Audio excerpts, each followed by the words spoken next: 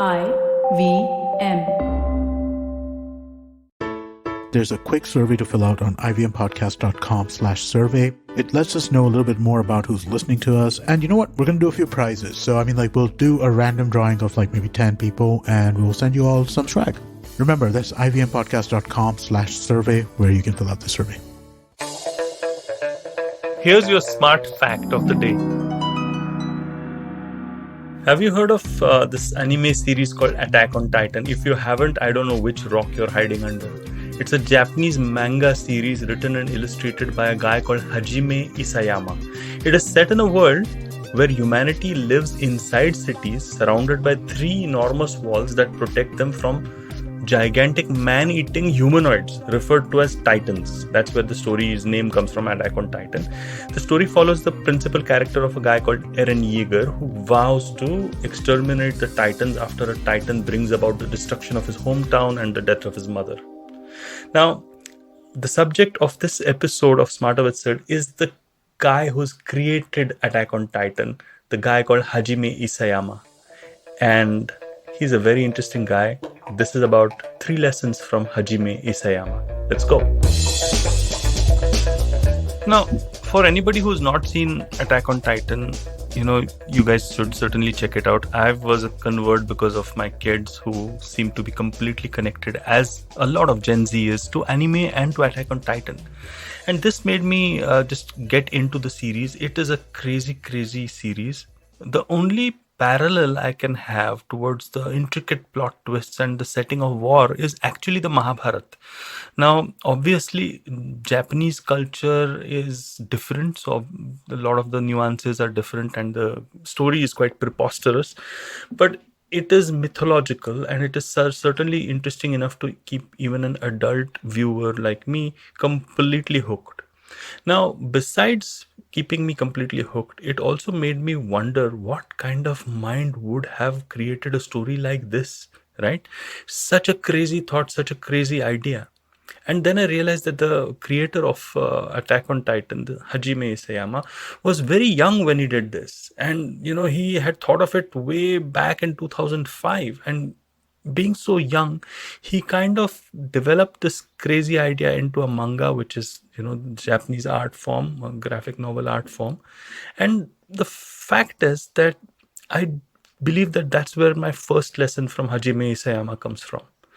A lot of us have crazy ideas. Crazy ideas come to us at different points of time in our life. Now, obviously, Hajime Isayama was young enough and silly enough maybe, or bold enough or courageous enough to work on it. He only wanted to work for noodles, let's say, just to keep himself fed. So there was some passion in it and there was some, strength in the resolve, but he was doing it and he rejected a lot of people's suggestions to make it less graphic, less dark, etc. So he was sticking to what his original theme was to quite an extent. But essentially, the crazy ideas that you get from your mind at a lot of times we tend to ignore. And a lot of times those are the ideas that make an ordinary life an extraordinary one. So maybe your risk-taking capacity can go a little lower as you grow older, you get more, so in quotes, mature. But the fact is, you can get a crazy idea and you just say, oh, that's a crazy thought. That'll never work. How about setting an experiment to see whether you can fail not in a very big risky way, but in a small way, but try that crazy idea out in the first place. So that's my first lesson. My second lesson is about inspiration.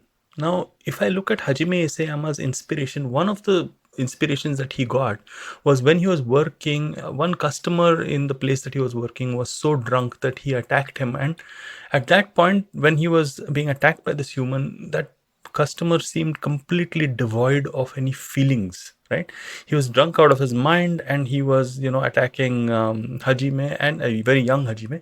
And the fact is that Hajime was like, what kind of person is this who has no feelings? And is this person, especially, the person in front of me, even from the same species?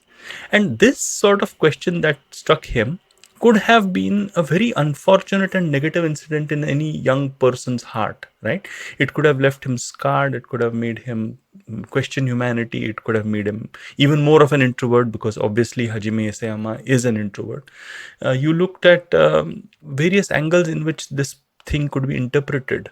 But what he did was he reframed it and took it as the inspiration for the Titans in the Attack on Titan, those feelingless, humanoids who were attacking human beings and eating them. So this is where I got my inspiration from. This inspiration is fair enough. A lot of stuff happens to you, which you don't like. Is there a way in which you can reframe it to profit you? And most of the time we are not that conscious, or we are not that aware. We just move from one emotion to the other blindly, just accepting that bad is bad, good is good, etc. But maybe sometimes we can try to reframe the situation that is in front of us to our benefit, and that's exactly what Hajime Isayama proved. Now, that's my second lesson. Now, what about the third and final lesson? Here's the third and final lesson. Hajime Isayama started Attack on Titan as a crazy idea that he was building, right? So he was wise enough to say no to a lot of magazines who said, okay, make it less dark, less graphic, etc.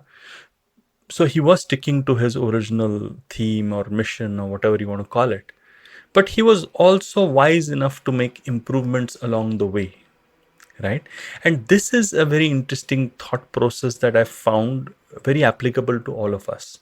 So what he was doing was that he was open enough to admit that his art is not very good, and he said that he wishes that his art was better and stuff like that. So that was one. The second thing that he said, that the character Eren Yeager that he was building seemed so unrealistic that he had to kind of evolve that character as the story was written and as the story was being developed even.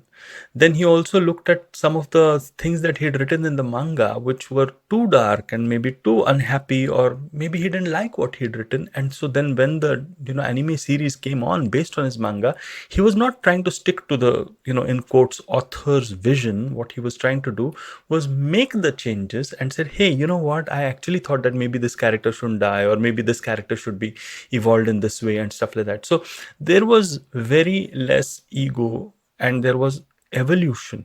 So I find this fascinating. The fact that you can stick to a vision, so you know where you're going with the series, the core aspect shouldn't be lost, but you can make improvements along the way, and you don't let your ego collide with your evolution. And especially for somebody who is so young, who's received so much of success and fame, this becomes an incredibly difficult thing to do, because people's expectations would be, oh, this guy has integrity, he will never shift from his vision. And here's the guy who says, hey, you know what, I will improve, I will keep changing my vision. I know where it's eventually going. It will keep evolving to kind of make things better for my audience. And that's a very refreshing change from a lot of people that I know.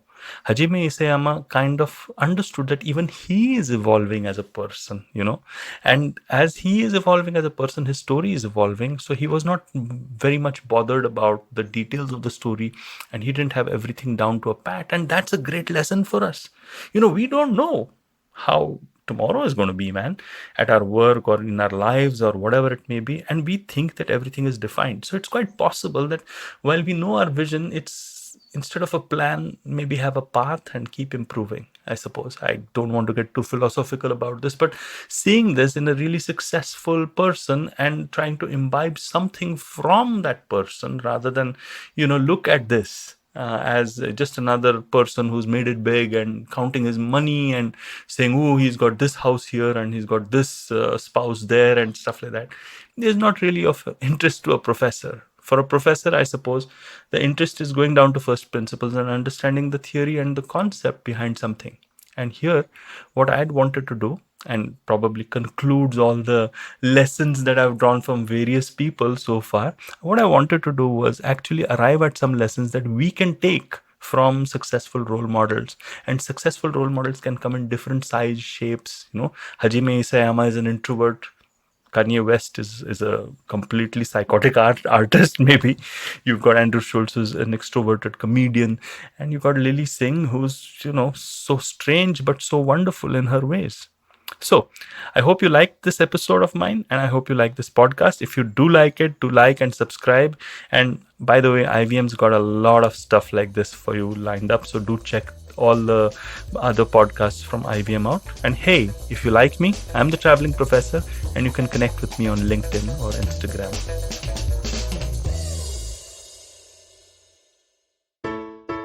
Hey everybody, it's been another great week on the IVM Podcast Network. On Voices for Water, Karthik introduces us to Debashish Mukherjee, the Additional Secretary for the Department of Water Resources. He asks her about the Indian government's approach to participatory water management. On The Habit Coach, Ashton speaks to Priyanka Acharya, the host of our newest show, Ek Chuski Finance. She explains how women can start developing micro-habits to manage their finances. On Smarter with Sid, Siddharth lists down 3 lessons we can learn from American comedian Andrew Schultz. On Cyrus Says Cock and Bull, Cyrus, Ayushi, Antriksh and I get together. We discuss how every single news channel claims to be number 1. And on Pulyabazi, Pranay and Saurabh contemplate whether economic growth contributes to prosperity in light of India being ranked 136th on the World Happiness Index. Do follow us on social media. We're IVM Podcast on Twitter, Facebook, Instagram, and LinkedIn. And remember, if you're enjoying this show or any of our other shows for that matter, please do tell a friend. And don't forget to rate us on any of the platforms you're listening to us on. Also, remember, we're on YouTube. You can check us out on ivmpodcast.com/YouTube and get a list of all the YouTube channels we have active at this point. I'd also like to make a quick note that we're doing a small listener survey, and it would really help us if you could fill that out. You can go to ivmpodcast.com/survey. And finally, we'd like to thank our sponsors this week, SBI Life Insurance and India Water Portal. Thank you so much for making this possible.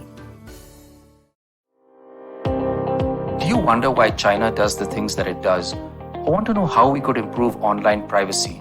Or perhaps you're thinking about how we can kickstart India's economy. If you'd like to search for the answers to such questions, check out All Things Policy, a daily public policy podcast that covers everything from employment figures to aircraft carriers. Tune in from Monday to Friday for new episodes and fresh takes.